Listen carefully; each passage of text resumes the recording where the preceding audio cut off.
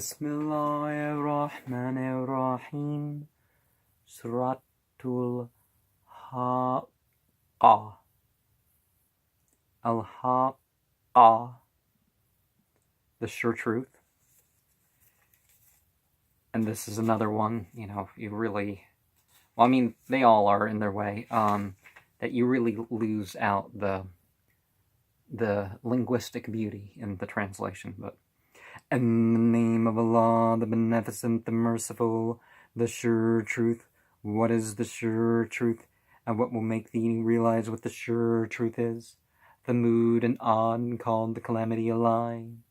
Then as for Thamud, they were destroyed by the severe punishment, and as for Ad, they were destroyed by a roaring violent wind, which he made to prevail against them for 7 nights and 8 days continuously, so that thou mightest have seen the people therein prostrate, as if they were trunks of hollow palm trees.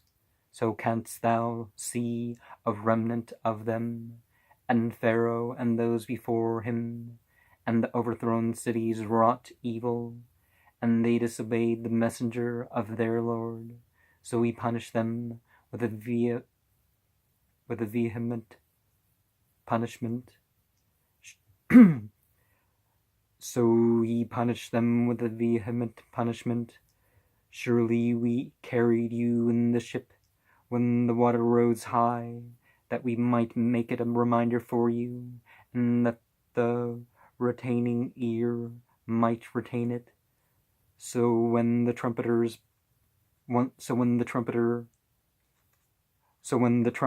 blown with a single blast, and the earth and the mountains are borne away and crushed with one crash, on that day will be the event come to pass, and the heaven will be cleft asunder, so that day it will be frail, and the angels will be on its sides, and above them 8 will bear that day thy Lord's throne of power. On that day you will be exposed to view. No secret of yours will remain hidden. Then, as for him who is given his book in his right hand, he will say, Lo, read my book.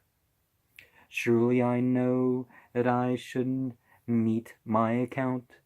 So he will be in a life of bliss, in a lofty garden. Its fruits are near. Eat and drink pleasantly for that which you have sent on before in bygone days. And as for him who is given his book in his left hand, he will say, Oh, that my book had not been given to me, and I had not known what my account was.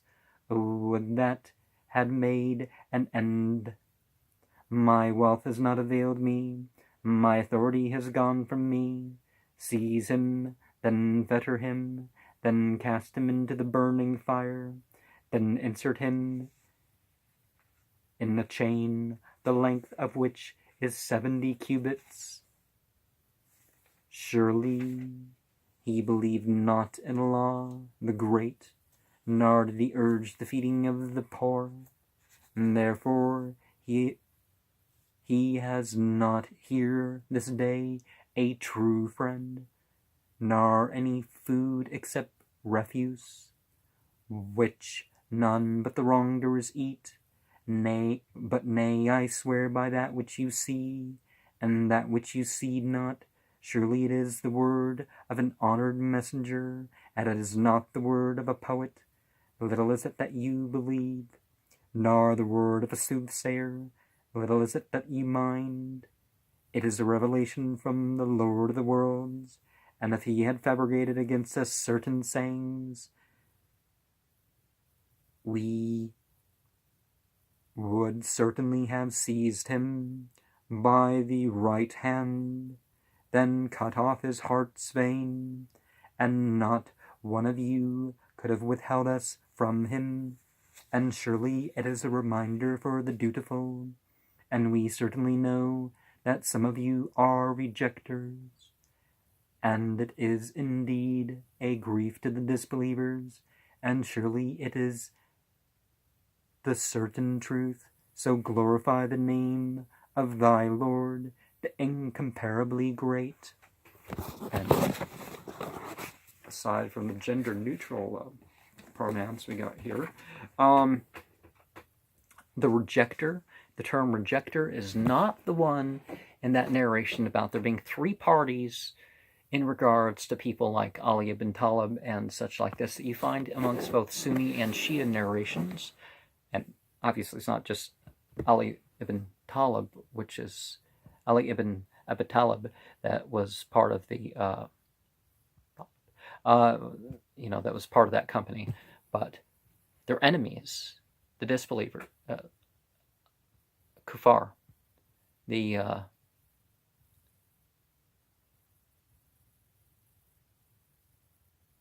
their party, al-Mu'mineen, and al-Rafidda, is that the word?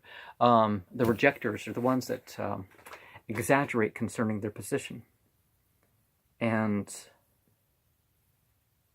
the fabrication of sayings, obviously that's, there's a bad man who tried to proclaim that, whenever Muhammad had religious teachings that weren't just, anybody asks him about the Quran, it's like, well, just, follow the Quran. So he had no explanation for things, according to this guy, and every time he said something was supposed to be a fabricated saying, and therefore that was,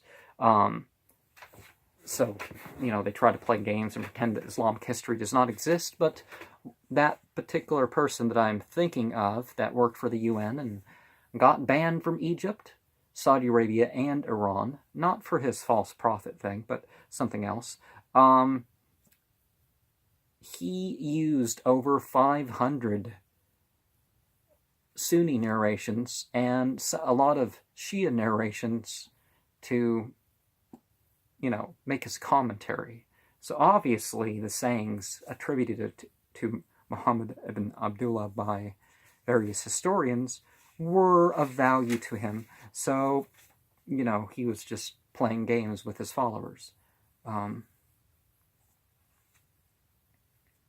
But I was thinking of something else, but